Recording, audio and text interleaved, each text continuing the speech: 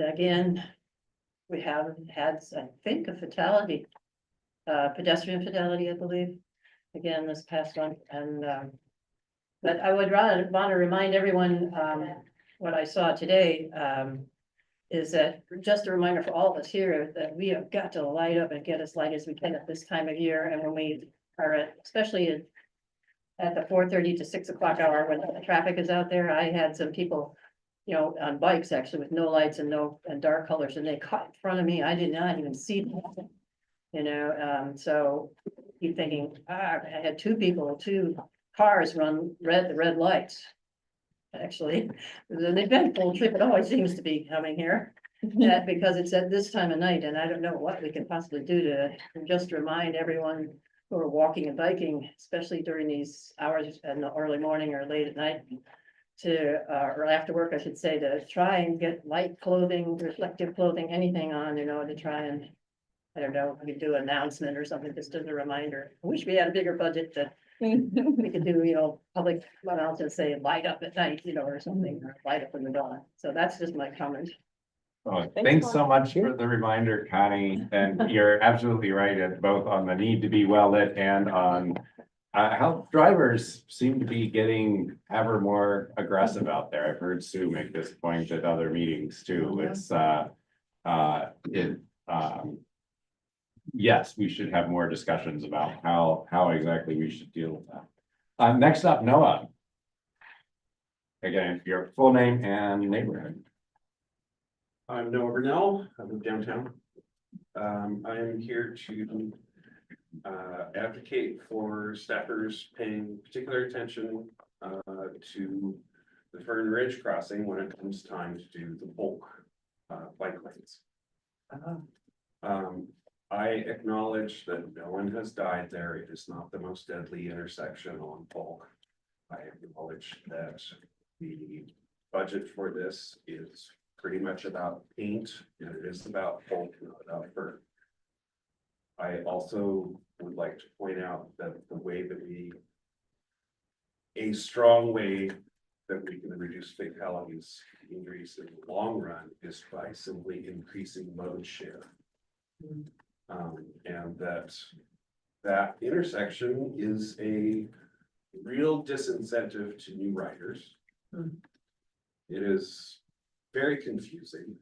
It's somewhat frightening. It is challenging. For instance, if you have two bicyclists coming from opposite directions and they're trying to cross where the yield to pedestrian sign is, there's just not room for that. It's really not even comfortable for a bicyclist and a pedestrian.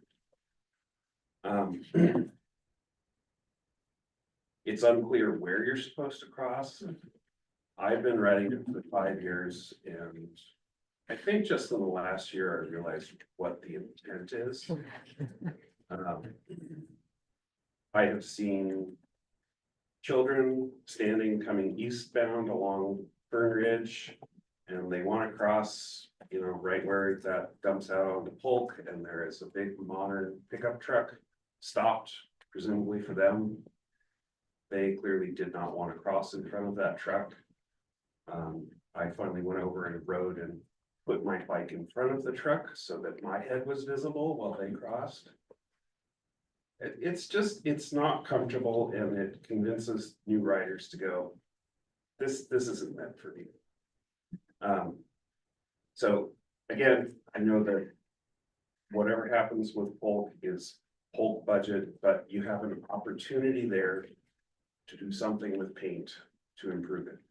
I'm not going to say what that is because I'm not a traffic engineer or a planner. I'm just trying to point out that it is a real annoyance that this would be a good fit. Thank you. Thanks, Noah. If anyone on the committee isn't familiar with this intersection, I encourage you to check it out. Just start riding the Fern Ridge Trail toward the west, and it's the first major intersection after riding the little stretch of road by the Lane Event Center. So then you hit another piece of trail, and then you hit Polk Street.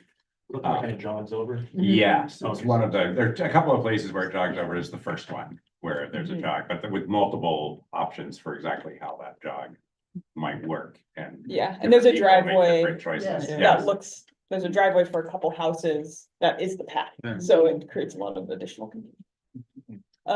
Real quick Great. plug while we're Oh. talking about Polk. Oh, sure, we have Um, another public Okay, comment. but- yeah, I was just gonna say Catherine said that all she wants for Christmas is Polk Street parking counts. So if anyone's feeling inspired and wants to help, we're still pretty low on Polk Street parking counts. So if you're out there and you wanna help us count, that'd be super, super helpful. Do you have any of those papers? No, I don't have any papers. But there is an email in everyone's inbox with the Excel spreadsheet. Thanks, Willow. Yeah, thanks for the reminder. Next public comment from Sue. Hi, I'm Sue Walling. I live downtown-ish. And I just wanted to call your attention to something that happened to me today. I was riding my bike west on Broadway, west of downtown. And I came to Washington Street, which, if you're not familiar with it, it has 2 lanes of traffic heading north. And so I stopped there. And a garbage truck actually stops in the lane closest to me. It stops at the crosswalk, as he's probably supposed to, and that's a nice gesture, but I'd be damned if I'm gonna go until I can see what's going on in the second lane. And so I, hung out there until eventually another car stopped in that second lane. Then I'm fine, I'm fine going. So, nothing happened, but, it's just a really dangerous situation. I mean, if someone less experienced or a pedestrian who is just walking, you see the truck stop, you would assume that you can go, and it's just asking for disaster. And quite frankly, most of the cars don't really know what they're supposed to do. They don't want to hit somebody crossing, but they also don't want to stop and get plowed into, Right. by a vehicle behind them. So, it's just a really dangerous situation. It's very likely, we don't really know, but it's very likely the sort of situation that led to the death of Elizabeth Cardenas Figueroa over on Hilliard and 8th. It's the same sort of situation which that happened to Marina Hayek's son many years ago, but led to the changes on Bailey Hill by Churchill. Again, you just can't see what's gonna happen in that second lane, so I honestly feel like it's having a crosswalk marked there is actually even more dangerous than if it weren't marked. I think if it weren't marked, everybody would wait for a gap and go when it's safe, and with that crosswalk, it can lead you into a dangerous situation, so. Thanks, Thanks, Sue. Sue. Agreed. All right, I see no more public comment in the room. I think it's just ATC members online. We should move on to approve the November meeting notes, and then we'll go on to the land acknowledgement discussion.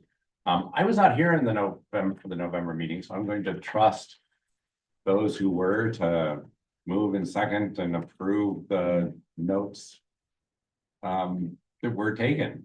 I have no idea what was said. Would anyone like to move approval? Did anyone read them? I will move to approve that. Thank you, Peter. I'll second that. Thanks, Logan. Any changes to the meeting notes to suggest? If there's no one, I'll call to see if anyone's opposed to approving the meeting notes, and if not, we'll call them approved. Well, actually, I guess we usually like to do the thumbs up. Thumbs up if you would like to approve the meeting notes. I can see all of you online, so yes, all right, meeting notes approved. Yay. And then we'll, let's move on to talk about the land acknowledgement that you just heard read at the beginning of our meeting, and I'm going to turn this discussion over. I don't know whether Willow or Josh was intending to. Well, I'll let Leave this Josh discussion. share and then I can fill in anything that. Okay. I was gonna share. That's part of the reason I came, because I kind of brought this item, and it best practice if you're going to bring an item, you might want to be there to present it, even though I have to leave early. So I did want to quickly thank all the exiting members, as I'm not staying for the whole meeting, and thank all the people who are staying, which is most of you, which makes being a co-chair really easy. So that's great. You can all hear me okay? Yeah, we can hear you. Okay, Yeah. great. Something's hard to tell in mine. So essentially, I was just was trying to come up with what we could do. I have personally found our land acknowledgement sometimes a little like I've always wondered if they serve their intended purposes. And an intended purpose is often like one of its stated purposes, for example, is to combat erasure. And I wonder like how much when we hear a land acknowledgement, we do anything more but just hear it and then just like throw it in, in a bin. And like if anyone actually knows much other than Kalapuya people and like Siletz and Grand Ronde.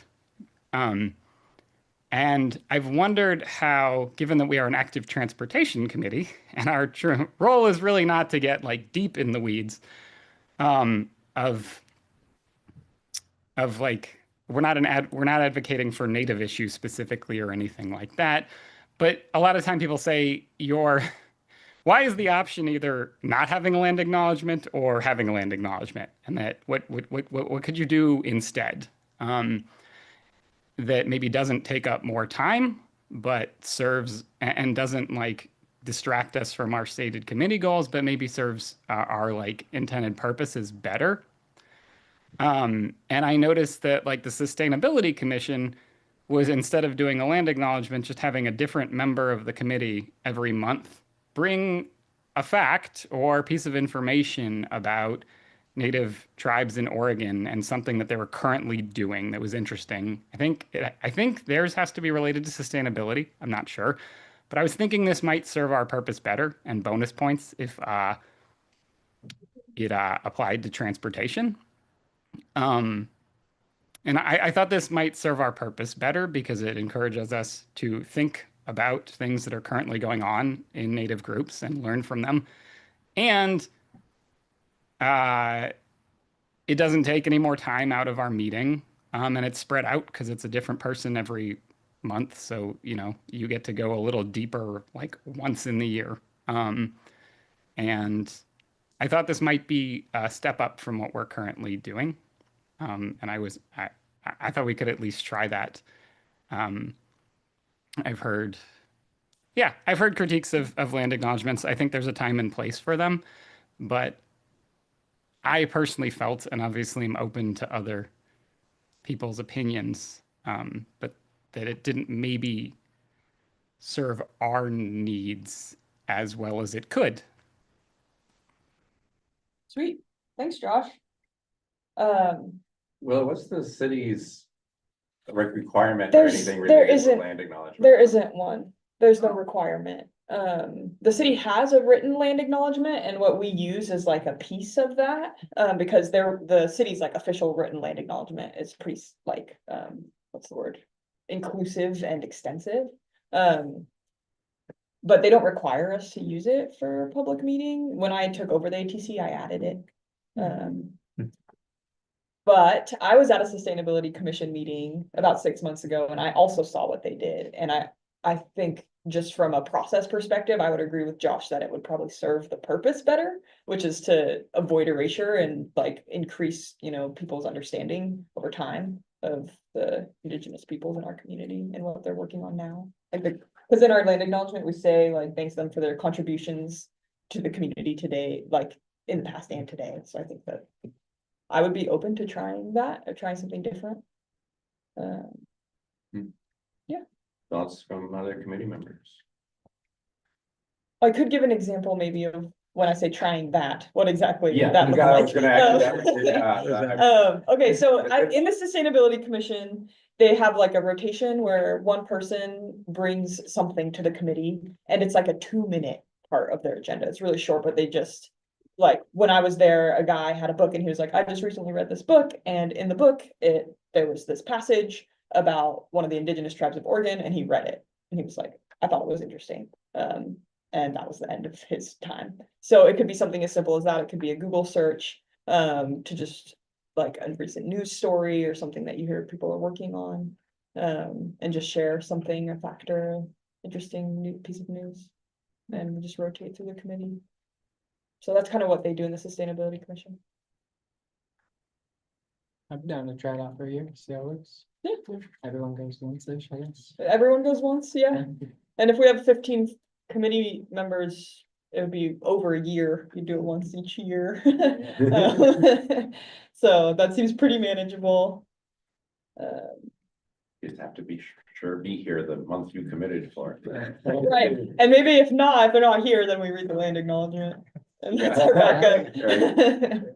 Backup script. Yeah, My only concern is just, it actually does not take very long to read that land acknowledgement, so it'd be really Mhm. short, like no expositions here and I wouldn't want to spend too much time during the meeting trying to figure out whose turn it is Mhm. next month, and maybe we should do is, just actually go ahead and line out who's doing it each month at the very beginning.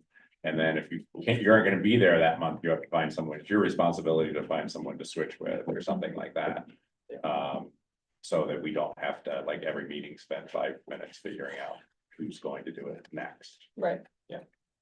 Does that give you the extra task of reminding whoever it is? Yeah, what I was thinking Or is you. just, Yeah, it would be a board chair should probably, I mean, when I send out the agenda, like, I could just be like, add You it. could just put the name it's on. Anya's turn for land acknowledgement, Yeah. or, Anya's turn for land acknowledgement, and just go down the list each month and just change the person's name, and probably pretty easy. Yeah, for them to get that reminder. Are there any objections to trying this? Cool. Abby, Ryan? Yeah, all right. Okay. Yeah, Well, let's give it a try. We'll give it a try then, and what I guess what I'll suggest is that, when me and Josh and Willow get together to think about the January meeting, that we'll probably start with, the existing Current folks. current members who are going over to next year, and just write your names out on the list, and when we bring in the list, if you already know that I'm not gonna be here in May or June or whatever, we'll just go ahead and you can work on making that switch. Once you get that, and just let Willow know. How's that sound? Cool. All right, If anyone feels moved to research what other government organizations or committees do for land acknowledgement too, and wants to bring another idea, we would welcome that. all right. Cool. It's not really something we have to vote on. It seems like everyone's kind of in agreement, so. Yeah, no, I don't It's think. not like it- an official point of process. It does, it seems like you unilaterally inserted it to begin with. I did, so yes. that- That didn't require a vote, I don't know why this would, so. I just asked Rob, I'm like, can I put a later on? Since we're not advisory to council, we don't have a lot of like rules. Right. Okay, move forward. Okay, so next up, Riverfront Park Path Impacts Policy. And Will, I know you're on the agenda a lot, for this meeting. It's Yeah. Conversation with Willow. this Yeah. evening, it looks like. But I am bringing you stuff that is from other team members Mhm. that I'm like, have sufficient enough background to not drag them here, working in the evening, since I'm here already. So I'm bringing this Riverfront Park Path Impacts Policy, to you from Cass, and Shane. They are the transportation options folks, and Cass in particular does a lot of work with like internal policies around active transportation. So she's kind of the one who is bringing this to the attention, because already Parks and Open Spaces is getting requests from community organizations to close the path in the Riverfront Park for events. And we don't have any policy or anything internally, so we're trying to put something together. So I'll pull up the document and then we can zoom out a little bit. And I can over here. Shows.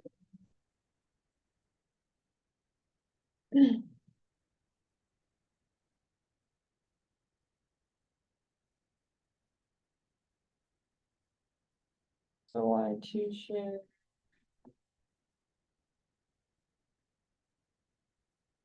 The Google Maps image so we can orient ourselves on what exactly I'm talking about.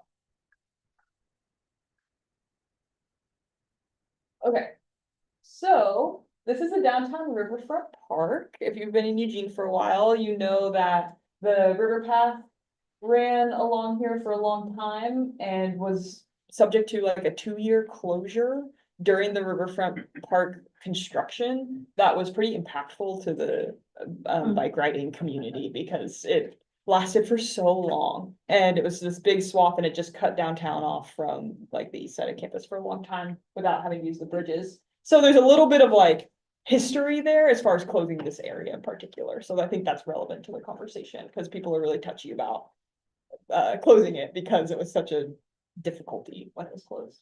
But we now have a very beautiful riverfront park and a really nice path, and it has become a draw to community organizations to want to use that as part of their events.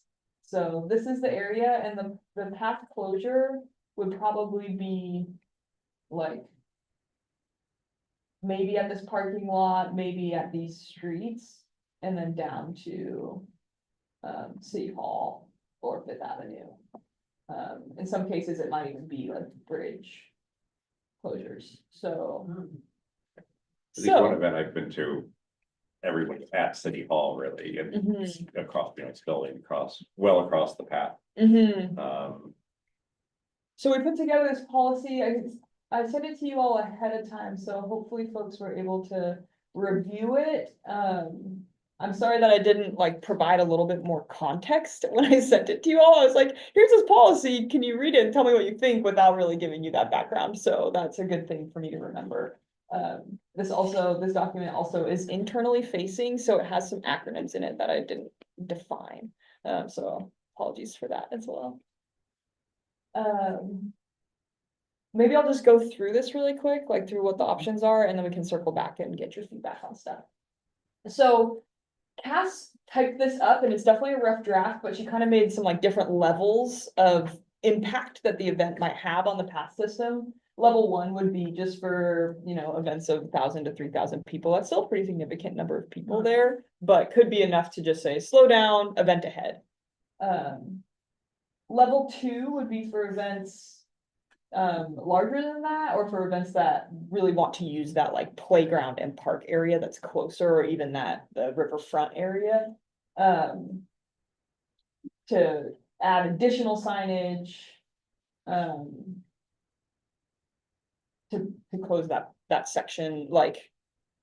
So when you're in the riverfront park, the path splits for a minute, and there's the section next to the playground and the section next to the river. And we're thinking, even though it's only an 8-foot section, we could close that half of the path, so it still allow people to get through, and the other half could be used for the event.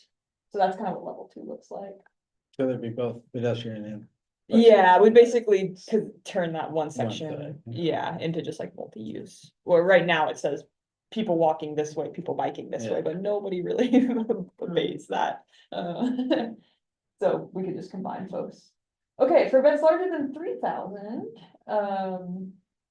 people who rent the park can kind of offer options. They can either walk through the event. So that would be kind of reminded me of like how the UO Street Fair does it, which is like they don't close it, but it's really busy, right? So it's like you kind of can't even ride through it if you wanted to, and they encourage everyone to hop off their bikes, and they'll even have people tell you to dismount if you try to ride through. So that would be one option, and then the other option would be to just detour people onto Annie Mims. And Annie Mims is one of the streets within the park, which I think is relevant. Annie Mims is this street here, and right now it's really low traffic. Just because there's not a whole lot in the downtown riverfront, so it's like basically feels like a shared use path because there's such little cars on it. There's hardly anybody on. You know, as this area maybe progresses, it might start to feel less like that, but it is so narrow that it's hard to imagine that it would be a busy or high-speed street by any means. So detouring people onto that street. Okay. We would provide a TCP for this and highly recommend staffing at the path entry points to ensure traffic control devices stay in place, as well as to answer questions and encourage adherence. So that'd be people being like, get off your bikes. And a TCP means traffic control plan. So that's pretty much what any organization has to do if they want to do a closure of any kind. And the city could provide that traffic control plan. Have like a pre-made one that organizations could use. Okay, level 4, full path closure for large events where 5,000 or more people are expected, or events with paid ticketing. So that's like, it's blocked, right? And if you want to get in, you got to pay, then we would need to close the path, right? So that'd be applying for a private use of public right-of-way permit to close the section of the path through the rentable area of the park and detour people onto the DeFazio and Frontmeyer bridges, Autzen Bridge. Or to Annie Mims.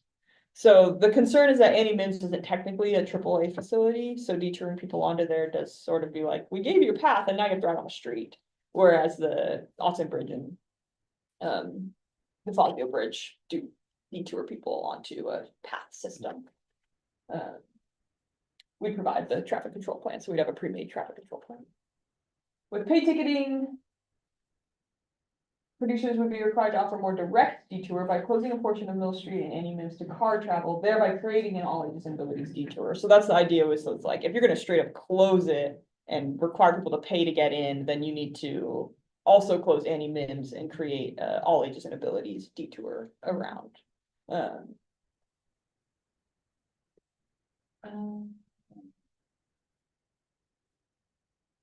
So like I said, these are drafts, so this isn't like a policy that's been adopted or exists, this is just like our ideas.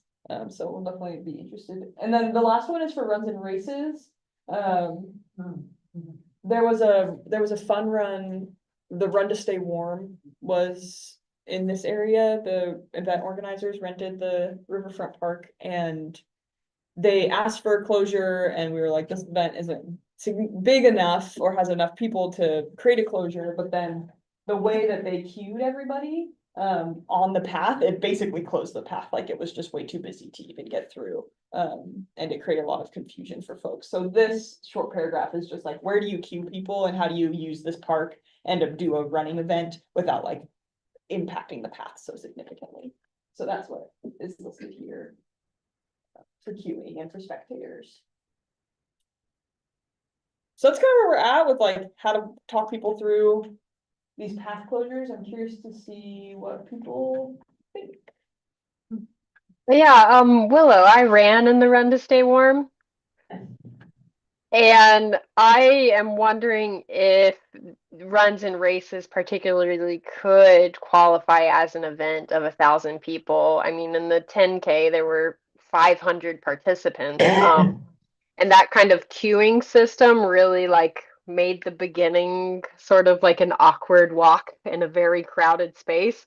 And I think if we had been able just for that 10 minutes to expand into the other part of the path, I think that we didn't have injuries in the outset, but I think having just a bit more space to open up the race may be something that would add to participants' comfort. And just, yeah, kind of looking at like the numbers for events and if runs and races that have large attendances but don't occupy the space for that amount of time with all the people, you know, it's really just the start and the end. Just thinking about like how runs and races attendees would qualify as an event, even though they're not staying in that space for the whole duration. So just to make sure I'm understanding what you're saying, the way this is written right now is encouraging the runs and races to not have people on the path, and you're like for queuing, and you're saying that it would be more helpful if they could queue on the path, recognizing that it's like a pretty short amount of time. Yes, because the queuing on just one side of the path made it very, very crowded, and I could see that leading to someone tripping over someone.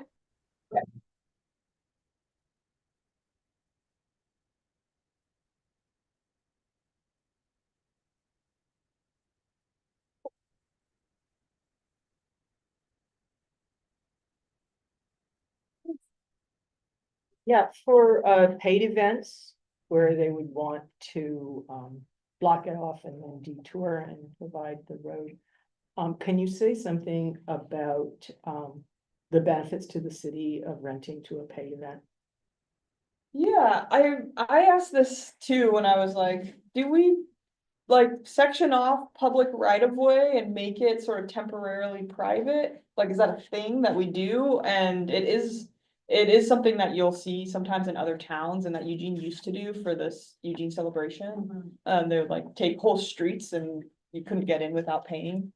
And I think from the city's perspective, like that sort of like use of space and liveliness contributes a lot to the city. And it's also like an area for rent, like that's kind of what it was, you know, designed for, was to have those events. But I think like, I'm not sure if I can speak to exactly how the city's like viewing that trade-off necessarily. This sort of answer your question. Sort of. Do you wanna like tease it out any more? The level of, impact on people who are just going through their daily lives in bicycling from one place to another. I think that there's, in my personal perception, if I come upon a, charity race and I have to get off my bike or wait for 20 minutes until everybody's out of the starting gate or something, that has a different impact on me personally than there being a gate and a required admission and a requirement to go around something. And, so that's where my question comes from, is what is the benefit to the city? When an event is so big that it, causes a significant detour for people in their everyday, travels or enjoyment of the park.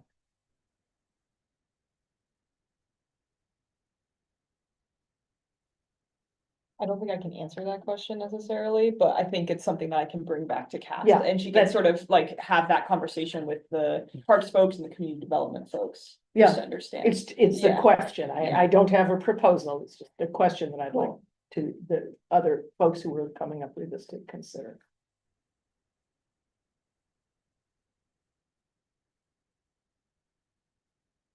Peter.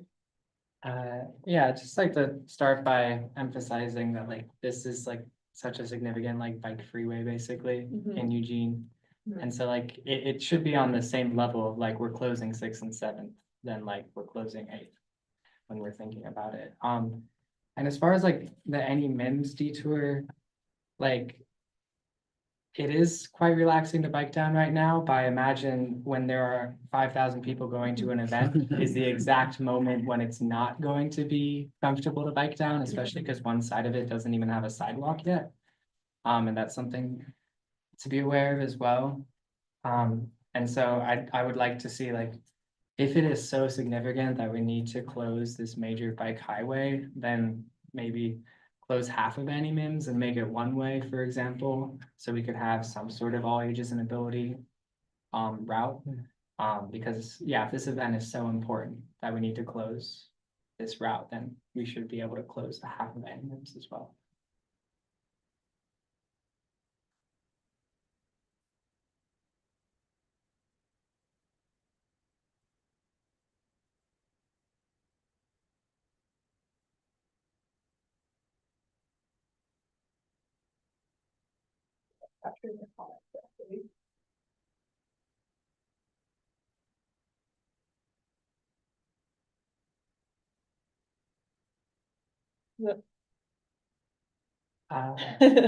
Yeah, and yeah, just emphasizing that there's no sidewalk yet. On the side of the street that is closest to the path. And so that's makes it doubly important. And yeah, there'd be tons of cars parked or trying to find parking on Any Mims during a massive event. Yeah.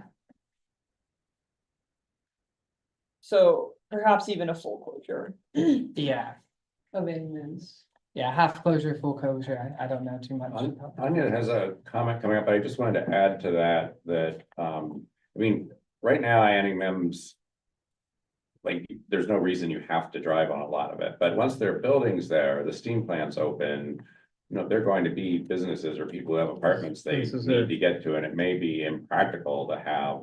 A full closure without telling folks, oh, sorry, you can't park it where you live. You can do For like a little bit. local but, access. you know. And I guess that's what I was gonna say, is Okay. that if, you know, I think it's probably unrealistic to think that we can close it fully. Yeah. But I also don't think it's ever going to be, you know, high speed, like, it's gonna be high speed traffic through there, but the local access could be an issue, and it does seem like even local residents might appreciate on event because it's only being local access. Anya.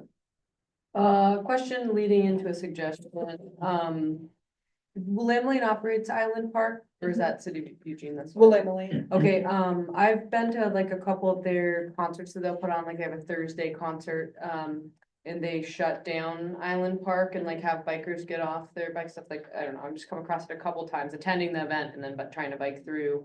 And it seemed really well managed, and I'm curious if maybe they have some protocol that you could reach out to Willamette and see if they've already got a lot of this in place, because that's obviously a through way there, and I was pleasantly surprised with how they handled it, and it sounds like you kind of got a lot of this delineated in the breakdown anyway, but yeah, they just had folks get off their bikes, and it was, I don't know who would actually bike through that anyway, but it was helpful and pleasant and a fun interaction, and yeah, a great way to advertise for those events that they're putting on. And I don't know if that's different because they own it and then they're putting the concert on in that park, but Right.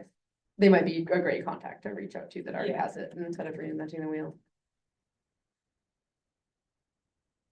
And Cass is doing some research right now to just see what other cities do, Mhm. like Portland doesn't allow path closures at all, like, and from the riverfront, like, even if it's a private event, they're just like, path has to stay open. And Seattle, like, does allow path closures. Our understanding right now is that Parks and Open Spaces feels pretty strongly about having an option for a path closure. But we're still doing research. Yeah. To So me, Springfield's right there, so it makes sense to check in with them, yeah. I would prefer the Portland solution, but having attended like the No King's Day I think it was No King's Day, I can't remember now which protest which of the early protests it was. That at Eugene City Hall where, you know, the crowd filled that plaza off onto the path, you know, all the way up to the road. I mean, it's in some of the later No King's Day protests up by the federal building, of course, we're threatening to close major roads just by spillover. I could see it being really hard to control a large protest at City Hall. I'd like to keep it off the path. Right, yeah. Well, I think the nature of protests is that they're not gonna apply they're just gonna do what they're gonna do, you know? So like, even if we had a, you have to keep the path closed policy, the nature of protests is that they don't really care about that. They don't get it charged either. Right, yeah, and it's kind of the point in some ways is to cause the disruption. But yeah, for bigger events, like when the Riverfront Park opened and we had the track thing, whatever it was, when the track and field people came, we had that big 10-day long Riverfront Festival, and the path was closed for that, because they had security. They were running security for the event, so if you wanted to enter that event, you had to go through security. So it wasn't like full closure, but it did require anyone even just passing through to go through security before they could get into the event.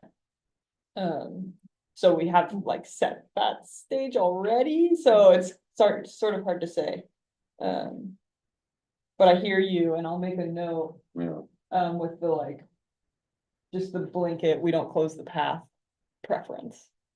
That would be I don't know how others feel, so I'm just speaking for myself, but I mean, you know, as Peter said, this is, you know, I mean, it's like trying to close 6th or 7th or something, you know, as far for cyclists. And if we're going to be serious about treating cycling as a mode of transportation or walking as a mode of transportation, we shouldn't just willy-nilly close off access, just like we shouldn't when there's construction going on, where, you know, no one would close a major road for construction without providing a reasonable detour, but yet, you know, that happens to cyclists a lot.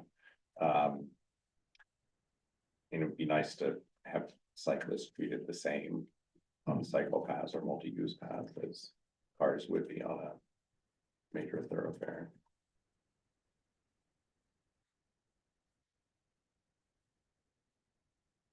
Abby has a comment. Yeah, and I think to that point, like with the very specific run stay warm, 1 day a year, 10 to 15 minutes a year. There are like major roads that are closed to accommodate a race happening safely. So I think just keeping that in mind, if the run to stay warm like continues to grow, like being able to use more of the path for that starting point would reduce people kind of queuing up in really long lines because you're able to spread out more laterally. So yeah, just like specifically with races, I think it would be worth it to have just a very temporary closure, but the end point, you don't have that same kind of like stop up, but just looking at like talking with the race organizers of like what they see as would be like the safest way to start in the race. We didn't have any injuries, but just something to think about. It seems like with that particular example, Abby, and correct me if I'm wrong, but where you could use, given that there's multiple, there's a pedestrian path and the 2-lane bike path through that area, and then, a wide spot by the covered area that, you could have cones delineating, okay, bicyclists can keep going here while we're lining up on this other spot, which would be, keep it open and still provide that temporary need for overflow. Yeah, exactly.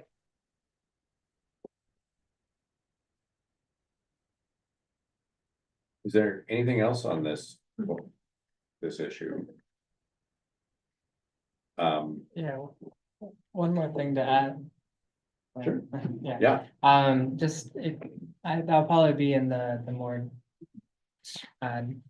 bigger description, but just making sure every single intersection of the detour, if there is a detour, is well marked with signage. I don't know if that was specifically mentioned here. And I guess I'm not completely against the idea of closing it. I know it's closed already for the marathon. I feel like that's a boon to the community. But yeah, just making sure there's an all ages mobility option. Okay.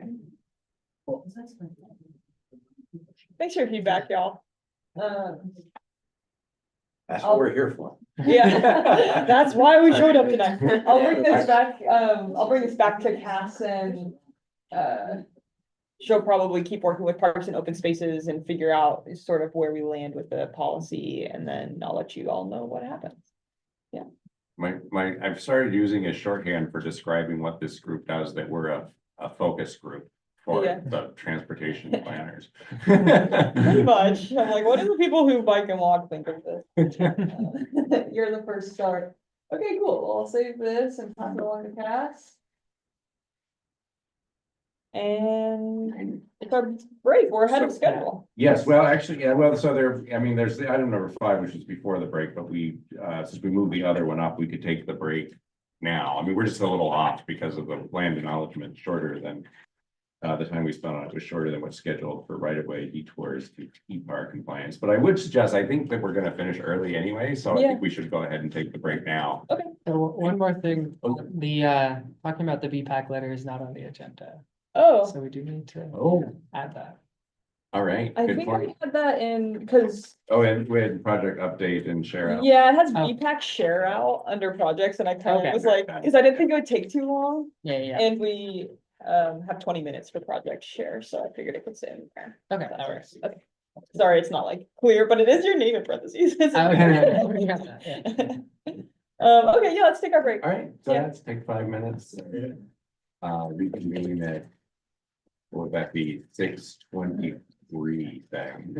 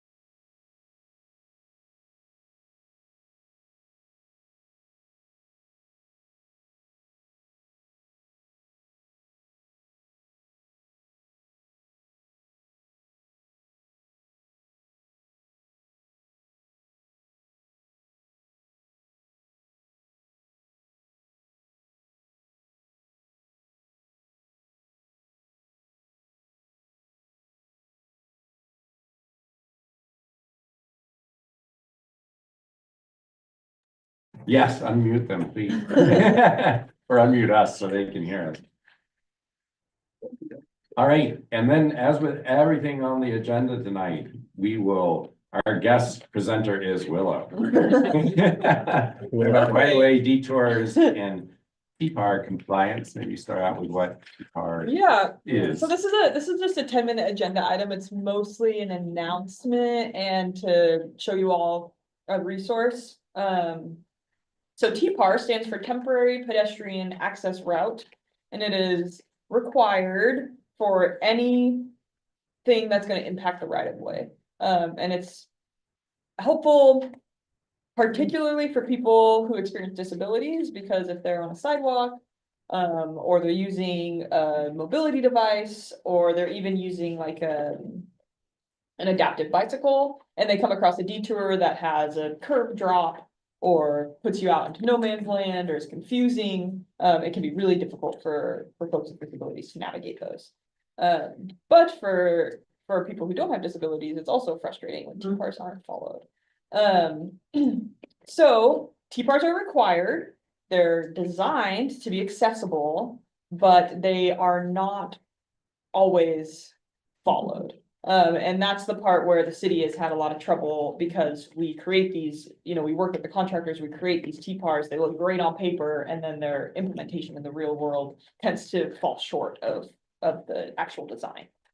For this reason, the city of Eugene has been sued and is in litigation with, I don't actually know the details of the case, but what I do know is that we need to do better.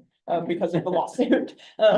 So, and that's particularly around accessibility for people experiencing disabilities. So, this has been. Was the lawsuit particularly about closures in the right of way, or was it just something else?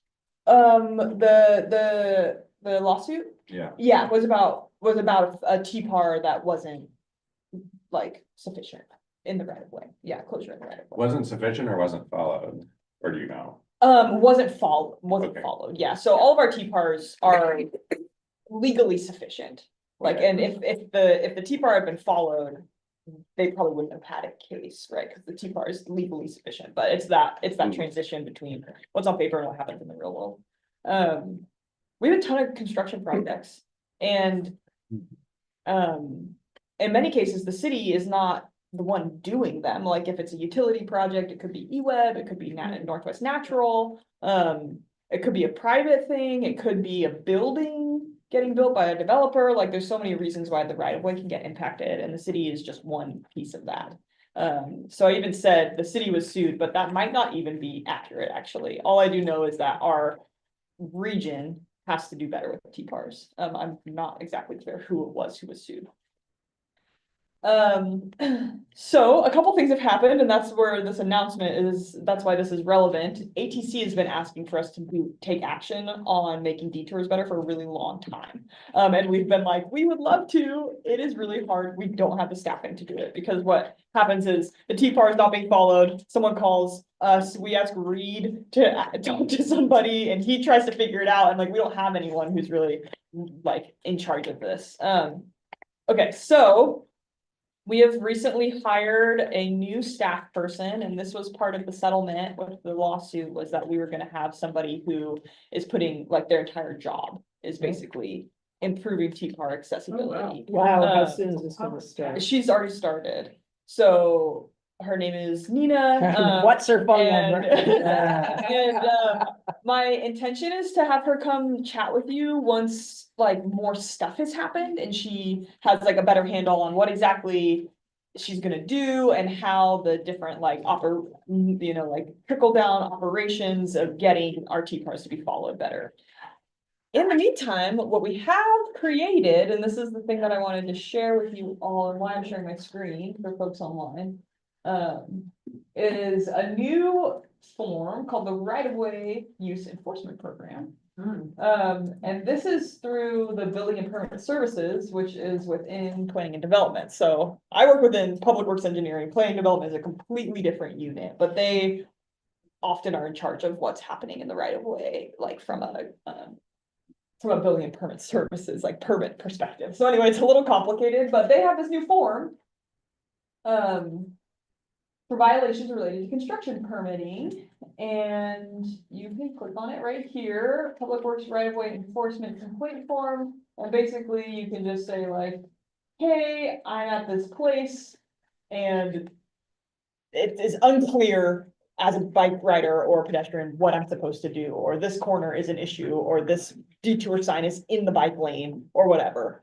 So you can make that complaint, and they've been pretty responsive with getting out there and figuring it out, especially when it's an unpermitted. So like 13th Avenue gets closed sometimes unpermitted, like a crew is going out there to paint the side of a building or something, and they'll just close the sidewalk and the bikeway and put their truck in it with no permit or anything. So that's like, that'd be a great use of this form to be like, why is this happening? And then the permit folks can go out and track it down. So this is like one piece of this larger process that we're working on to help make the TPARs better. We've hired Nina. She's within Public Works Engineering, so she's going to be working specifically on like all of our street projects and making those much better. We've got the permit services folks who have created new forms so the public can tell them where things need to be improved. So that's where we're at. We're making progress from just a couple years ago when HC's like, work on this, and we're like, we're trying, stuff is coming.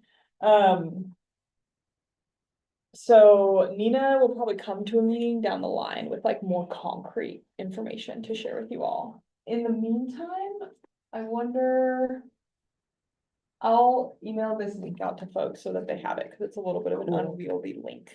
But I also think if you did Google like right of way City of Eugene complaint or something, it might take you here, but it also might take you to the like maintenance form complaint, and that's not quite the right area. So that's the update I got. Well, and this is fabulous. I would be surprised if not everyone in the room had a problem with this. One point or another, at many points. I think Nina, as Nancy's indicated, Nina's phone number will be a popular one. My own personal experience with this earlier this year, I was going down the East Amazon protected bikeway a couple hours before school was due to let out, and that gets used a lot by students coming from various schools. And some utility crew had set up in the middle of the protected bikeway, no signs or instructions or anything. They just closed the whole thing. And I spent probably the next hour trying to track down who was responsible. And I guessed it was EWEB. I called the city, they put me in touch with someone at EWEB. EWEB actually went and tracked down who it was, because it wasn't them. But in the end, you know, it was just a nightmare. Nice to have one person, one place everyone can go to get that resolved, particularly when it's something that really is going to be hazardous. Because, you know, I figured out a way to, I mean, I went around on the road, but you could see, you know, paying attention to the traffic, but you could see a lot of school kids just barreling down there, making all sorts of bad choices about how they were going to get around that. And I just thought it was criminally negligent for the crew to have done that. So I'm glad it worked out okay. Yeah. Thank you to everyone involved.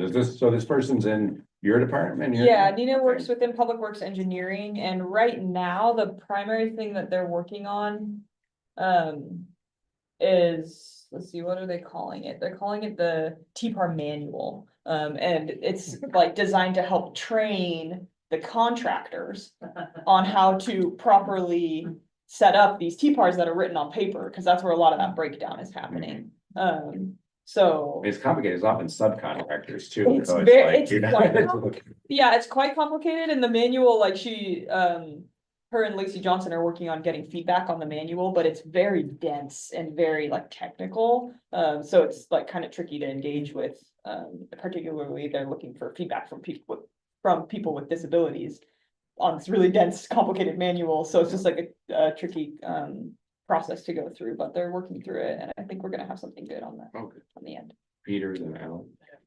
Yeah, please tell her thank you for everything that's happening at 13th and Alder. Like, it's been impressive despite how much construction that it's been fairly easy to get through. Okay. But the one thing that has been happening is people have been using a disused driveway going the wrong way, or a drive-through that's no longer being used and everyone's using it instead of going to Kincaid. Is that something that could be reported through this form? Because technically it's private right of way. I don't think it's an alley. I think you could certainly try. I think the Okay. form would be a good place to start because it'd Yeah. be through the permit services folks and they might be able to just, you know, Yeah. get more information. Cause Okay. they'll have, cause they work with private They like do. properties as well. Okay. Yeah, Perfect. Thanks. Do the contractors have to have a copy of a permit on site? And if so, you know, could I ask for it if I show up and say it doesn't look like there's a, you know, adequate route?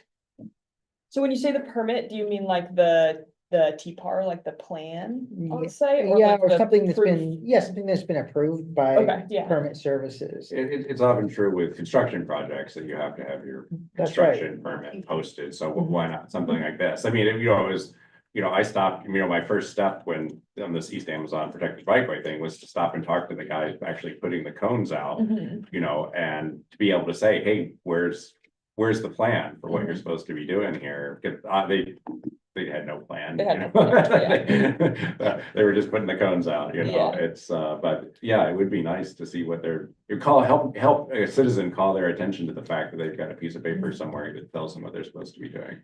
Yeah, when if it were posted and I came across that and it seemed like it was inadequate, then it had, and the permit had the name of the contractor, the contact person and the name of the project, then I'm just whip out my phone and I, you know, take a picture of it so that I can say, when I call the city and say, you know, this is the project, this is the, you know, people that are involved. Otherwise, it's just, you spend an hour. Mhm. Nancy? I'm happy to have a longer paragraph on this when we get to see Nina. However, one of the issues that comes up with TPARs is when the pedestrians or bicyclists are diverted to sidewalks that are extremely unusable. Yeah. And that's the case with the overpass from River Road to Chambers right now. That's enough said for now. Yeah, I bet you could go on about that. I could, but Chambers. I'll say it. I have pictures though. I turned them in, but now I have a better place to turn. Don't see anyone else in the room with a sign up. Is there anyone online who's trying to get into comment? Does not appear so. Oh, Oh, Abby's got her Abby. hand raised. Go ahead, Abby. On the note of just like private, properties temporarily closing roadways, I just want to second that idea of having them display their permit. There's like it's a temporary project. They're building a retaining wall. It's up through Hendricks Park, but the option there is a gravel path if you were biking up that or walking there. So it's not a high impact area, but I do want to just second that notion of having them display their permit so you know more about the project and what the alternative is.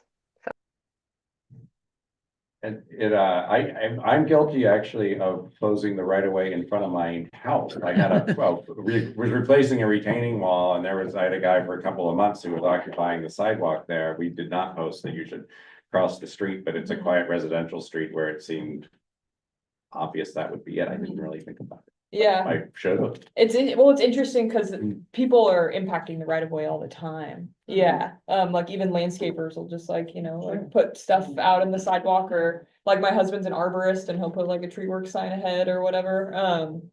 So it's definitely a nebulous issue, right? And like cities are in a lot of ways like a chaotic organic place. So like that kind of stuff's gonna happen, but when an agency that said they're gonna do something doesn't do it, that's like when we start to see those more systemic issues. And I think that's kind of what we're trying to. We start seeing the here. lawsuits. Yeah, yeah, exactly. Can we control everyone who's putting cones on the sidewalk? Unfortunately not. Yeah, it's just interesting too, because they had the stop slows, but they had stop on one side and slow on the other, and you can see both sides. So yeah, it just Yeah, well, that sounds like a slightly higher profile project, so it could be worth reporting if you wanted to report it, and the permit services people could go out and just see what's going on, yeah. Cool. All right, anything else on this one? We ready to move on to the bike map web version review? Yeah, Sounds like another thing for the shared screen here. it is another thing for the shared screen. If I remember, just go to this tab.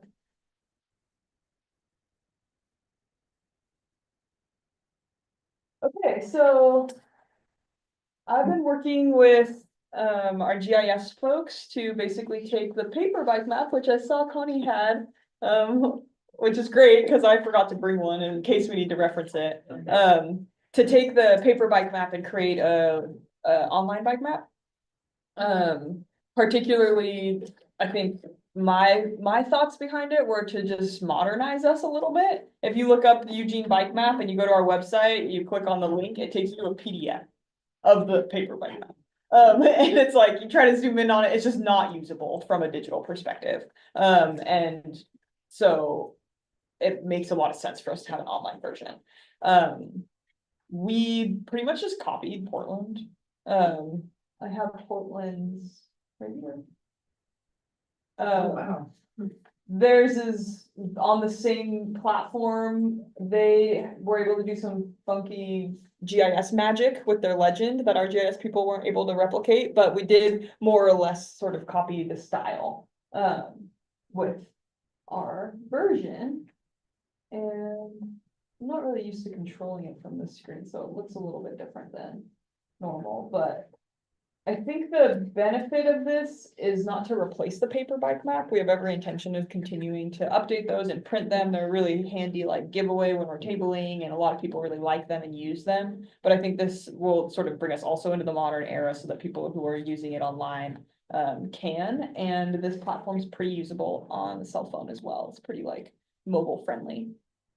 And the nice thing about this versus the paper map is that you can zoom, because if you look at the paper map, Yeah. like the downtown, like if you're like, which route should I take to downtown? It's just like lines. Yeah. Like you can't, it doesn't really tell you a whole lot. Whereas this one, when it gets like, there's clearly a lot of different bike routes, you can zoom in and see what exactly they are. I printed one, it was so faint. that Faint, you really yeah. wanted to see the street names. Yeah, it's very faint. It's a lot of information to fit onto a pretty small space. But it's just, it's not hard enough, the printing. is- Yeah. All the street names. is- Yeah. I'll write that down. Also, yeah, while we're talking about this online bike map, Here's what we're talking about. It really is very difficult to see, even in a bright sunlight, it's difficult. did folks have a chance to open this up and poke around in it a little bit? Did anyone sort of see anything that they felt like would improve it, or errors that they saw or anything like that? Yeah. Yeah, I'm like, well, get this thing. But this might be like a big ask, but I think it'd be really rad to show like, bike parking spots. I know that there's like a lot of them, but there's hubs. I know whenever I go to a new part of town, I'm always like zooming in and out of Google, or like lots of places have good bike parking, but sometimes I'm like, oh shit, I'm running late to this meeting. Like, where is the bike parking here? I would pull it up on my phone. And yeah, I think that'd be really rad. Actually, in addition to that would be where the Peace Health stations are. Yeah, those two. Which would be actually really handy to have on here. Abby. Check this out. Oh, you got them. Excellent. So I think that's one of the pieces about this map that's true with Portland's map as well, is that if you're not like familiar with GIS and like turning on and off layers, this is only going to get you so far, where like you're going to be able to see this one thing. But if you want to, like, you have to navigate to the layers menu and click these other pieces. You can also turn on the aerial imagery. Oh, cool. So it's like, if you wanted to actually like, be like, okay, well, I'm gonna take Broadway, what's going on at this corner? You can turn on the aerial imagery, but you have to be familiar with GIS maps. So that's one piece that maybe if you all have ideas or feedback on how to change that too. Totally cool. Okay, cool. Yeah. That's like a Google. Abby, you had your hand up for this one topic?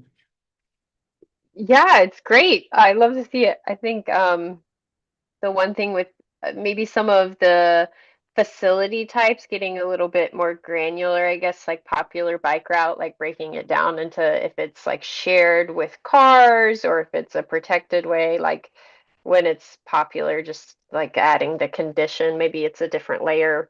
But that's the only thing that I noticed where I was like, that might get a little bit confusing of like very popular. I may be thinking, okay, great, it's protected, people like it, but it's just like, oh, it's popular, but people have just become used to riding in traffic there. Right, yeah, so all of the green ones. Okay, so this is a question that I had for you all. I think on the paper bike map, I think the legend says popular bike routes and it's the green line. So we sort of replicated that on here. But what that green line really is neighborhood greenways. For the pretty much like it's pretty much our neighborhood greenway network is those popular bike routes. And I think the reason we chose popular bike routes over neighborhood greenways because the vast majority of people don't know what a neighborhood greenway is. I think that if I were new to the city, and I saw those called greenways, I think that that would be more useful to me than popular. Okay, that's good to know. It kind of sounds like Abby, you might agree with that as well. I feel like popular implies that's the route you should be taking. Okay. To be seen, sorry. Could be busy. I'm just thinking of promenade, you know. Yeah, oh. Popular bike routes. Where all the cyclists are. Okay, popular bike routes makes it feel like that's the route you should take, which really isn't the case. Like, But I think greenway is a thing and people can learn to use vocabulary. Sure. And it's green. Alan, you were up next. Well, I'll piggyback on that, and I want to refer to bicycle stress analysis. I'll be talking about that in a moment, actually. I think that's really a lot more relevant, is how do people feel riding it? Do they feel comfortable or they not feel comfortable and don't have a lot of choice?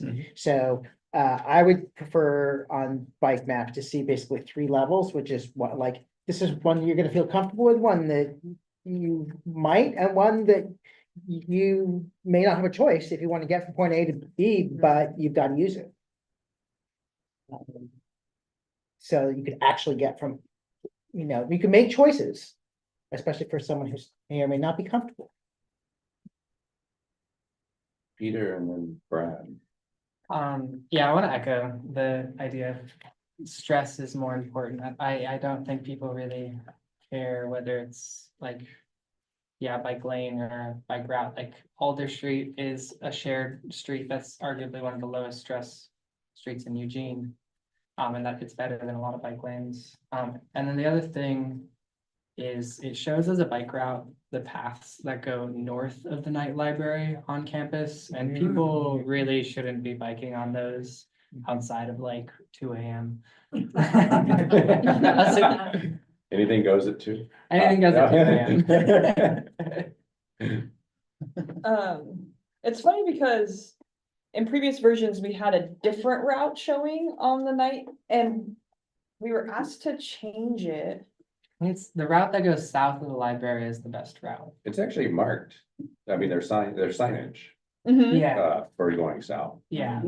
I don't know if it would Yeah, be yeah, yeah. helpful to jump in, but the designated route goes south of the Knight Library. And on the U of O, there's a U of O Maps application with many layers, and there is a. Why is it all here? Is this a Knight Library? Yeah. Yes, Okay. so just to the south where the. This is purple- Yeah. Yes, and So goes it's- like right by the. It is marking. The problem is just taking off the one to the north. Yeah, so that is not easy to ride your bike on when people are walking and wouldn't recommend. But So- people do. So I guess that's a question about this bike map is like, that is a path. Yeah. Like, we're not saying that this is the path you have to take, but it is a path. And so like on this bike map, we could eliminate stuff that we don't necessarily think people should be doing. Or we could let them sort of make their choice about it. I don't know. I don't know if it is a bike path though. It's a sidewalk that some people Ride the ride their bike on. I don't think, it's not a multi-use path. In other words, it's not any different than the paths going through the quad just to the north of there. Yeah, exactly. Okay, I see what you're saying. Yeah. Yeah, campus is definitely a bit of a different beast. Yeah. It might be interesting to use the UO Yeah, map and just sort of designated. replicate for the campus section, Yeah. like what you've identified as the bike routes. I think I'd recommend that. I Okay. could easily send that link to you and it shows the recommended bike routes. Just because I know the city, sometimes it is allowed to ride on the sidewalk, but I think on campus, it's just the policy is stick on the designated bike routes. You know, people don't do that, but Okay, cool. yeah, Brad? that's helpful. I can send that along. I think I know the answer to this now, but that find address field there, that just finds a spot that doesn't do route planning or No. anything, right? No, and route planning is like one of those like wish list things. Where it's Yeah. like someday Cause that would be a game changer. it'd be a game changer, yeah, if we could like be like, these are the bike streets and the route planning could only use those streets to take you from point A to point B, like that'd be Yeah. really cool. Yeah. And maybe technology will get us there someday, but we can't do that unfortunately at this stage. Right, so be Logan, then Abby, then Peter. I think Ryan's also had. Oh, is Ryan have his hand up? Here as well. Sorry, I had. Maybe we hear from Ryan and then we can go. Okay. to- And then go to Logan. Okay.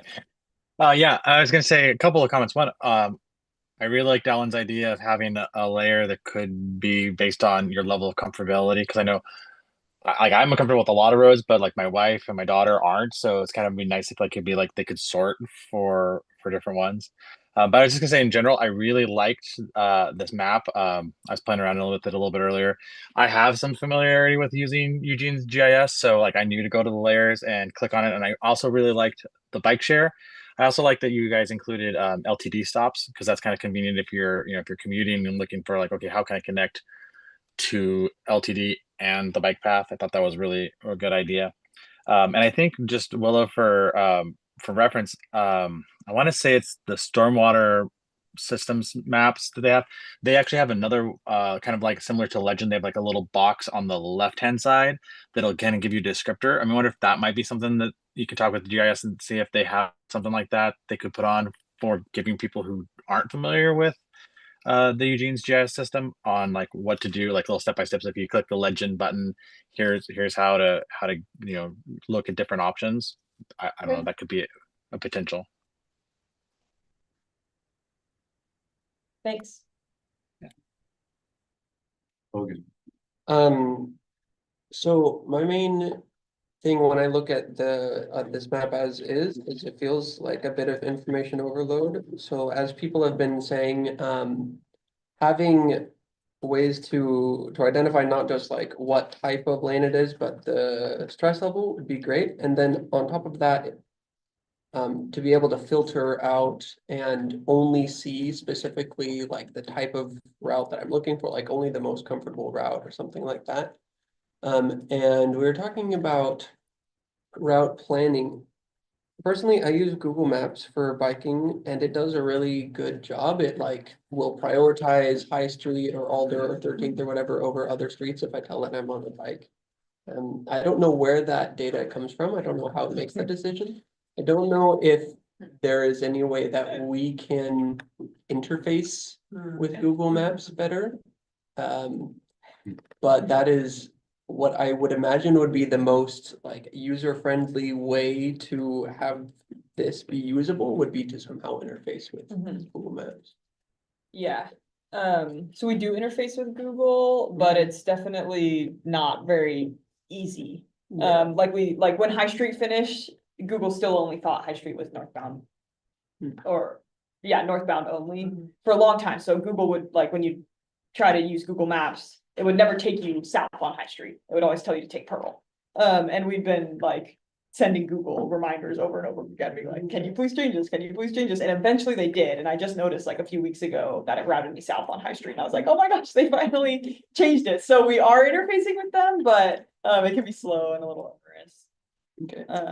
Because I feel like most people, when looking at this map, wouldn't really know how to interact with it to get the information out of it. to like. Right, To plan around. yeah. But yeah. There might be other third-party apps too that. I wonder if would be useful. We use Komoot in Europe a lot. Work really well, but it'd be easy to do. The link from the website, maybe harder to do if you need everybody to have it on their phone, but anyway. Yeah, and I But think, anyway, well, I think, as I said at the beginning, one of the points of this was to just like modernize us a little bit, and I'm like, I get this isn't like a one-shot thing that's gonna like make route planning easier or really help people understand how to use our system, but it is a big upgrade from the PDF on the website, so I'm like, we can at Yeah. least achieve that. you did great. Now we want you to do like 10 times. more work. Stress analysis, and I'll talk with my That'd be team cool. about that. I think that's a really cool idea. I don't know how realistic it is based on time commitment and making a whole new layer with all these, with new data, but it's worth thinking about for sure. All right, last comments from Peter and Abby, and then we'll have to move on. Peter first. Three quick things. One, stress analysis sounds like a great intern project. Two, yeah, exporting to OpenStreetMaps. I know that's the base of Apple Maps and a lot of these other apps. That could be really useful. I don't know how difficult that would be. And then, because yeah, like the transit app, I think is the best bike navigation app out there. And then the LTD stops are out of date. And so trying to find a new version of that would be useful. Like there's now stops on Willow Creek and Burleson that don't exist on this map. Thanks. Abby? Yeah, just the last layer that I was looking at was access way, and just zooming in kind of in the Hendricks Park area, there's a way marked access way that from the aerial view looks like goes through someone's fenced backyard. So just kind of reviewing, I think, the access way, what that is and where they go. It goes from Spring Boulevard over Malabar Drive to Madrona Drive. Yeah. So south a little over Fairmont. Yeah, Okay. down there where Spring is. Yep. Yeah, all right, I'll look into that. The access ways are definitely a little tricky. Yeah, you're right, though. Like, I know about it's that. not there, though. Yeah, it's a right of way, but It it's. is. Yeah. Right. Yeah, I think that is an existing access way. Okay, great. But I will say in some cases, and that is kind of a downfall of this map, is that in some cases the lines don't align perfectly with the aerial view. So it's like it shows it kind of over here, when really in reality it isn't quite in that exact spot. Okay, great. Great. Well, I would suggest that people keep sending, like use this and send, it sounds like Willow's happy to make minor adjustments.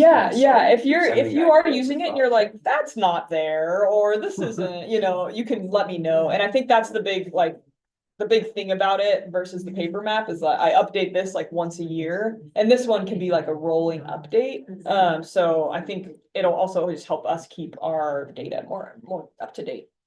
Yeah, thanks, Yeah. Willow. Thanks for doing this. Yeah. Yeah. That's way useful.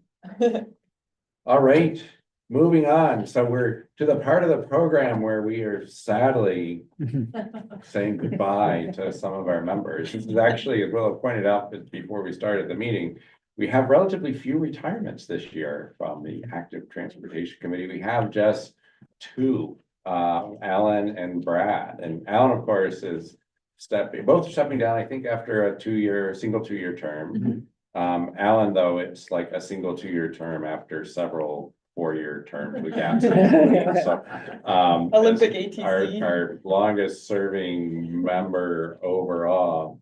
The agenda item says gratitude, which.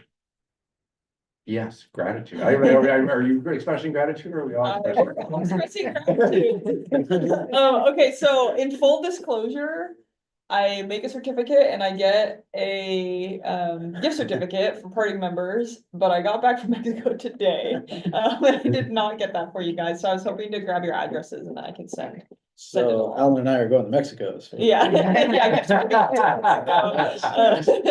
Mexico.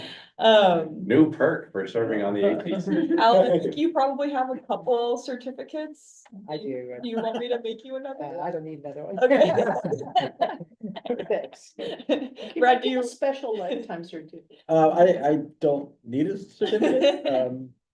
No, I'll be fine, but thank you. Well, and I know that both of you by activism and job are going to still remain involved in these issues. We also typically give a chance for parting words from this committee as you ride off into the sunset or I guess it's already sunset, but into the darkness. It's gonna be a long night. Alan, what do you have to say? Do you have anything you'd like I to share? do, I took notes, I've got things to say. I should say it was not an easy decision because something that's been near and dear to me. I was on the San Mateo County Bicycle Advisory Committee when I was, I think, 14 years old. I've been doing this kind of stuff ever since. So it's something I care about. I'm not going away. But Will, would you put the Google Maps tab up there? And scroll it just so that we can see a little party down here. Okay. Yeah, so I want to just give a background of how I got involved with the ATC, which was BPAC. Because some of you might not know that this extension here didn't exist up until about 15 years ago. And it used to be really awful getting from here to the river along the sidewalk. And I heard that they were gonna build this extensions you hear, so I thought, oh, this is gonna be so much better. You're gonna be able to ride across here, walk across here, and there's gonna be, I'm sure they'll put in bike lanes, and it's gonna be great, right? Because that's what happens when infrastructure, none of that happened. And I'm like, what the heck? And so that is what drove me, shouldn't use the word drove. That's what encouraged me to join the BPAC, whatever, 15 something years ago, because I was like, I want to see that better. And as we know, it's still a long ways from being better. So, my advice is you gotta stick with things for a long time because shit takes a long time to happen. And we need people to be able to really persist for some of these changes to happen. So I want to encourage those of you who do, when your time comes to turn off, to stick around and show up to meetings. I'll be at meetings from time to time, probably a lot of the time, and be involved with BEST or other ways. Okay, so and looking back on all these years, there's part of me that's like, man, things have really changed for the better. There's a lot that's happened. We've really had some successes. Like I think about Willamette Street, the bike lanes there. That was a big, difficult pull, and we got them, and it's so much better. On the other hand, the current ranking for people for bikes puts Eugene as the 323rd best bicycle city in the US. Wow. Which is an improvement because last year was 400 something or other. So how do they get that number? They use a bike network analysis. And that's about connectivity. And I want to encourage everyone who hasn't seen the video that Mayor Ruth Bascom made in 1972 to watch those. They should really be part of the onboarding. Because 54 years ago, or 52 years, whatever it is, years ago, she's like, we've got these bikeways, but they're not connected. And once they're connected, it's going to be great. Right. And that's what we're saying now. And it's been 50 some odd years later, and we're still a long ways from that, making that happen. And that is why Portland's at number 98, Corvallis is 39, and why Eugene's at 323. Because we really, with this, we've gone after the low hanging fruit, but we haven't gone after some of the difficult things that will really make a difference. And that's one of the reasons why I pushed so hard for that connection there, because I really believe that is the kind of linchpin thing that the city needs to be able to say, rather than like, it's too big, too hard, sorry. And you can be like, yeah, it's big, it's hard, and it's gonna be expensive. We're gonna roll up our sleeves, might take a long time, but we're gonna do it. And unfortunately, that's a criticism that I don't think that the city is really, they're not risen to the occasion to some of these big, difficult projects. They've definitely done some. So I think we need the bicycle network analysis and we need bicycle stress analysis. So that is what's basing the decisions on what projects show up on like the next bond measure and so forth. Okay. I also want to just give a shout out for the staff because all the staff, Willow especially, so many staff, you guys are like all on the same side. You're on the team. I know that you really are trying to do the right thing. I know that resources are scarce and you're trying to do the best thing you can. That said, there's been an ongoing, I think, challenge around accountability. And, we look back at maybe our decisions and letters that we've written to staff around the diversion policy, about the path to the river, which we've never really heard back from about. So like, who's holding staff accountable for that kind of thing? We've asked as well for involvement in projects along the way, so that we're not at the 90% design level and we're like, oh, it's too late. And I really want to appreciate that particularly Catherine has really risen, and Reed too. They have really risen to the occasion and brought us in the fold. Although I do have concern that maybe if the two of them weren't there, maybe that might not happen anymore. There's no real firm policy in place that says that we're going to be consulted on certain projects that we think are important. Particularly shout out for Catherine around the Lincoln Street, like she really involved with this infrastructure committee around that. So, and that also has to do with about transparency and decisions. A lot of decisions are made by staff and aren't really communicated back to the ATC about why they've happened or how they happened.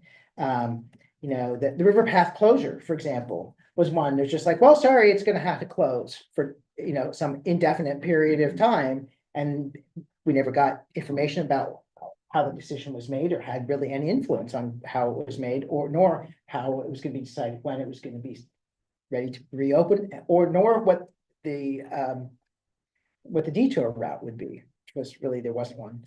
And then more recently, the decision of the city to install a stop sign on 24th Avenue at Patterson Street, but not at Alder Street. Thank you, Willow, for all that information. It sounds like there's a lot of discretion about how those decisions are actually made, but we weren't included or received information about how that happened. So I think there's a lot more opportunity for conversation back and forth. I think one thing that whoever is on the chair or chair people can do to get beyond our silo of ATC and planning staff to really push to get the police back here on a regular. Yes. They used to come every Yes. month. Then there was a schedule conflict. We're gonna figure out how to get them here at least, a couple times a year. And same with parks and open space.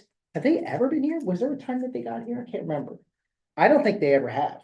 We've been talking about having. We've been talking about it for a while. forever, but I But think even the chairs with Willow in our planning meeting have been talking about it recently, so, but go ahead, yeah. Yeah, because I mean, they control all the paths and parks, and that's huge. It has a big impact on, certainly river paths and many other places too. So they need to be at the table pretty regularly. And I really think it's important, and I don't know who would do this, but have a city councilor liaison. So the counselors, there's someone that we can talk to in addition to being to city staff so they know what's going on as well, because we really haven't had any active transportation champions on city council. I mean, we have Mayor Knudsen right now, who's probably the closest person we've had to a champion, but she's not a voting member of council. So I think we need to figure out that one out. Another thing that I'd love to see the ATC really focus on in the future, it has to do with policies that really have teeth. And I've commented on this at other times, especially around the updated transportation system plan. I really was so frustrated when that document was written in whatever it was 2015, and there's all these flowery language of try to do this when it's possible, and it's just like there was no teeth in it. And the one that really, as some of you have heard me say, is like we don't have policy that says that the road is primarily for transportation of people and goods rather than the storage of private automobiles. If we had a policy said that that is our priority, then I think that we'd have a much easier ability to be able to eliminate parking without so much pushback from neighbors, because that would be a set policy. I mean, that we do have a procedure, but it's so long and drawn out. I'm thinking Polk Street now and many other streets where it's just long and drawn out. It's just like, that is just so inefficient, tedious. Getting close. I'm keeping a good time here. Taking the agenda side. I'm using my time. Some things that really went well is our on-site project reviews. I think Mayor Christensen, I think Sue was involved with helping make those happen a number of years ago. And I really appreciate the opportunity to go out and evaluate things that were done. Willamette Street was one where we walked it and there were some changes to signal timing and things like that as a result of those walkthroughs. And I want to encourage those to continue to happen. It's a good way to get the broader public and other people involved as well. And similarly, the group walks and rides to different neighborhoods. We did the ride out in the North Delta area, whenever that was, the spring or something like that. That was great. It's the first one that's happened, I think, in a while, but we used to do them more often. And there'd be a volunteer from the ATC who would just say, oh, I'm going to go do this neighborhood this month. We're going to do this route. And we're going to look at the facilities that are out there, what needs to be done. So you have more familiarity with what's on the ground, because it's a big city and I don't get, we don't all get to everywhere, which is leads me to a point of really using the resources we have, the former ATC members. The idea of having an alumni ATC to be able to get to keep people included, because that's part of our democracy, is to engage citizens. And we have an opportunity to, especially for site-specific projects. I remember one up in Northeast Eugene where Reed had a slide of, he was like, where should we put this rapid flashing beacon on some road in Northwest Eugene? And I was like, I've been there a few times. And everyone was kind of like, where is that? And I'm like, here we potentially making a pretty important decision for the people who live in that neighborhood. We don't really know it very well. So I knew that there were people on the ATC who knew that neighborhood. And if they had been brought in, or if maybe a neighborhood leader who was trusted to make comments on transportation were part of, say, maybe some email group where we say, could you help us out? It would serve a lot of purposes, not only getting information, but also keeping people included. We need to have a database of public comments so that we can track what people who come here. Sometimes people come with very passionate concerns and things that are really important to address, and then they kind of sometimes fade off into the distance. And I think that those need to be tracked to make sure that we know that there's been follow-up, and so that the person who made the comments can know that the city is actually paying attention and not just sounding board. And I think that's it. So anyway, it's been great.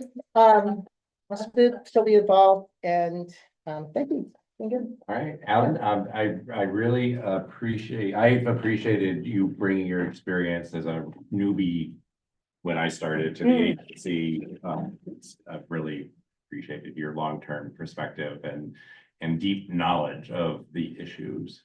Thank you so much for feel free to reach out to me if I'm not. Oh, yeah. We'll be talking.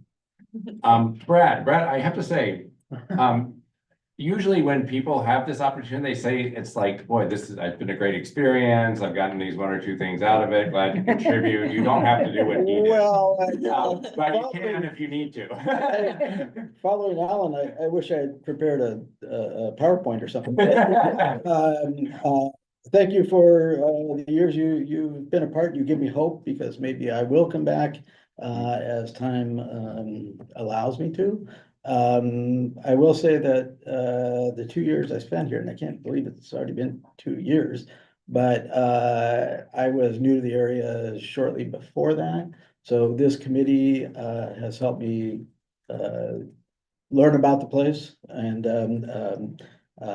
professionally and personally, you know, going out to Oakway and doing a look around, going to different spots, being with you folks at different events. That has really helped me become more engaged in the city that I've grown to love. And one thing that we did in the last place I lived in a committee like this is we had a non-voting student member. So I was thinking that maybe like a LITAC, which is the Land Youth Transportation Advisory Committee. They have students that are very knowledgeable about learning and becoming more knowledgeable about transportation.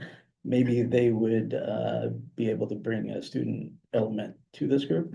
Other than that, thank you, Willow, and everybody else who's been a part of the many safe routes things that we do and this group and getting to work with all you. Thank you. Oh, thank you, Brad, and thanks for the work you do with Safe Routes to Schools and it's valuable perspective at the table, and I really like the idea of getting a student member. You know, I didn't realize there was a student group focused on transportation. Yeah, it's a pretty big group now. It's like 15 and from the different high schools. And how do we contact that? Like, who's the plan? Megan Scholl. I'm familiar with the group, but LITAC? sometimes we bring projects to LITAC and get their feedback okay. on it, so. Oh, so we can. Yeah, so I can connect. We'll talk more about that Okay. idea. It's a good idea. Later. Yeah. All right. Well, thanks to both of you, and thanks to those of you whose 2 years were up this year, but have elected to stay on into a new term. Some of you have just been here for a year, and how many people do we have joining us? We'll have 5 new members. 5 new members. Yeah, because we. Takes 5 people to replace. I was gonna the say, two. I'll take one. Yeah. We had some vacancies. I think we've been 12 for the last couple months, so Yes. we'll be back up to our full 15. All right, and we'll see those folks first meeting in January. That's right. Excellent. All right. Quickly through project updates and information share, including the revised BPAC thing, is where we'll spend most of our time. Is there any other subcommittee reports? I don't believe capital projects met in my absence. Is policy, Josh isn't here anymore. Was there anything happening in policy? We met mostly to discuss what our next plans are going to be, and we haven't had any consensus yet, I think. Our meeting was only 3 weeks ago also, and Thanksgiving Yeah. happened, so Yeah. it makes sense, the subcommittees. No worries. That gives us plenty of time to talk about BPAC. Sweet. Alright, yeah, so they voted to approve the letter 2 days ago. And the letter is different than the one that y'all approved 2 months ago. Not that different. I sent out the updated version a week ago. And it was mostly some minor changes. I edited the map to be more legible. If folks, we did implement the ideas that you had. Besides those, Nancy, were there any? They were copy editing. Yeah, yeah. Is there anything that would prevent someone from approving the letter as it was sent out a week ago? We could probably just take another vote on it and first, any comments, questions, anything we want to insist that Peter take back to BPAC to do another round on? Yeah. When they're bi-monthly, it's kind of difficult, but we can make it work. Yeah. I'm not seeing anything. All those in favor of approving the new draft or the new, and do we have the folks online putting on? We don't have them on the screen anymore. Whoops. Yeah, we got thumbs up from the. Thumbs up from Ryan and Abby. Everybody. All right. Very good. All right. And then, okay, about the follow-up, so for these things, Lane County and ODOT are gonna have to be like the center of the conversation. And Willow, I remember you mentioning that there was like city staff and for the Eugene were like willing to bring this to them? Is that still the case? Yeah, Yeah, and because, yeah, I know the city staff for Springfield, I forgot his name. Shoot, but yeah, he said, he said the same thing. yeah, he said the Okay. same thing, so maybe even like reaching out to him Okay, and. was that Drew? Yeah, that's true. Okay. Cause, yeah, ODOT owns the bridge over I-5, and so they're gonna have to be the part of that. Then, I guess in the future, we could talk about funding for that, but I wonder if that might be a good place for some of the, like the federal grants that come to the area. Cause it's 4 different jurisdictions working together, that might be the most reasonable. Mhm. But yeah, I definitely would love to continue this conversation with staff about how we can make the MLK changes actually happen. Okay. Can you, was this moment when everyone just voted yes, did that kind of like seal the deal on this letter? Yes. Okay, so would you, I can send you a PDF. yeah, will you email me the letter and even copy the Springfield like staff as Yeah. well? And just be like, we're submitting this to both Eugene and Springfield staff for on behalf of the ATC and BPAC. Something like that. Okay. And then I can work with them to figure out who we want to send it to at ODOT in Lynn County. Perfect. Yes. Thank you. Excellent. And, yes, and Alan's point about, follow-up on some of the missives we send out is good, and we do have a spreadsheet tracking those, and I have hassled up the chain on some of these things, but this is what we definitely want to make sure gets added to that spreadsheet and that we follow along, because this is something that'll probably need a lot of encouragement from This is gonna particularly be one of now, those particularly with long-term- ODOT involved. Yeah, one of those long-term things. To have it make any progress, like just a letter going to the void, probably it's going to need a lot more engagement. Peter, again, I've said this before, but thanks so much for really spearheading this on our behalf. I know you haven't gotten a lot of support. You've done a great job, so very much appreciated that you worked this through with PPAC. And they were a huge support, especially in the latter half. At first, I wasn't sure if I was getting any energy for them, but especially in the last 2 months, they've been really excited about it too. So Great. That's great. Yeah, so we Thank can you. continue to work with them. All right. Vision Zero Action Plan update. Oh, yeah, okay, Logan and I just finished the Vision Zero Action Plan update. And it is on the website, so this is Eugene's Vision Zero website. If you just type in Vision Zero Eugene, your browser should find this website for you. And if you click this draft Vision Zero Action Plan, this link, it's also down here under Vision Zero Documents, the 2025 updated Vision Zero Action Plan. And it's got a draft watermark on it because it hasn't been administratively adopted yet. But we're in the process of going through the administrative adoption. Administrative adoption is decently straightforward. There doesn't have to be a public hearing or any sort of council approval. It's just like, yes, this looks good. This action plan update is not that exciting because it mostly was just a data update. We didn't update any of the like strategies that are in the action plan, and hopefully in the next handful of years when we do the next update, it'll be a slightly more robust update. But if you want to, you can visit this document, which I think Logan brought to you all maybe 6 months ago or so. And see sort of some of the new data. So these data points, like these percentages, are all updated to 2014 through 2022 data. And I think previously we were looking at like 2007 to 2018 or something like that. The one thing that we've changed since we came and chatted with you all, that I think you might be interested in. Pages.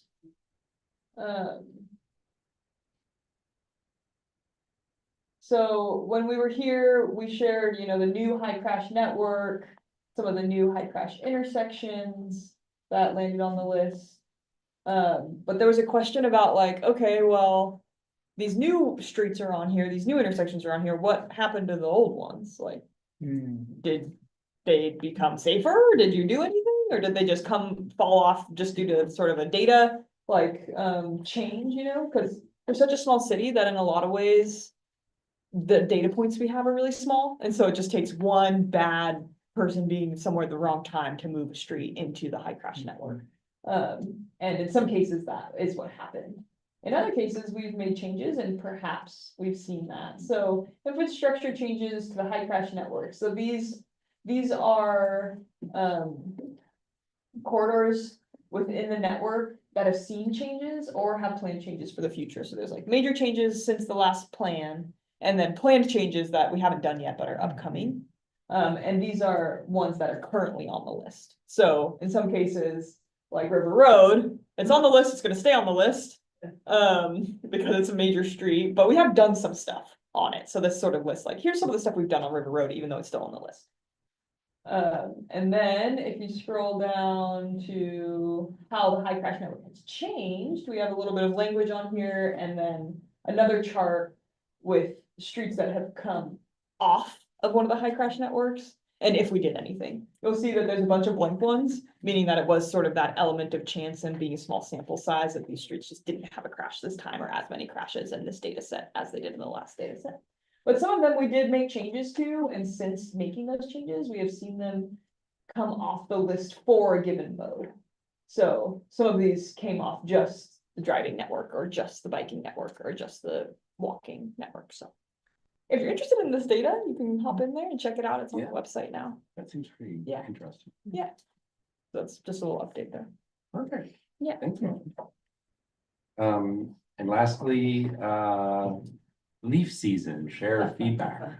Okay, so leaf season's never gonna be perfect. I'm just gonna start. Like, the city's full of leaves. Leaves are gonna fall everywhere. It's a massive effort that Public Works goes through to remove the leaves from our streets. But this year we did a stronger communications push. I don't know if anyone saw any of the billboards that were up around town or heard any of the radio spots. But we were trying to access a broader swath of people in Eugene by catching them when they're in their cars driving. We sent out more mailers, so we tried to do a bigger push to just really get it. We got a big list of landscaping companies and we sent them information about keeping leaves out of the bike lanes and participating in leaf season. But just curious if this is our last couple minutes. We're sort of in leaf season still. It's a long season in Eugene. The leaf truck was in my neighborhood yesterday. Yeah. I would just say it's, as you say, it's hard to be perfect, on Fox Hollow, the bike paths there, which are really needed, because you really need to be able to ride in those bike paths, particularly the uphill one, as a cyclist, or bike lanes, not bike paths, bike lanes. And I think it's just individual landowners jump the gun and push stuff in there. And I think the city's been pretty good about getting out earlier than they might otherwise have to get those up. I don't know what to do other than, find the people who do that. But it's a real, it's an actual hazard, because it forces, my wife in particular complains to me about it all the time. So that's why I'm bringing up this example, into the road when cars are moving fast, but you just can't stay. And sometimes it's dark, as you get later in the year, and particularly for those kind of corridors, what would it take for the city to clean those every couple of days or something?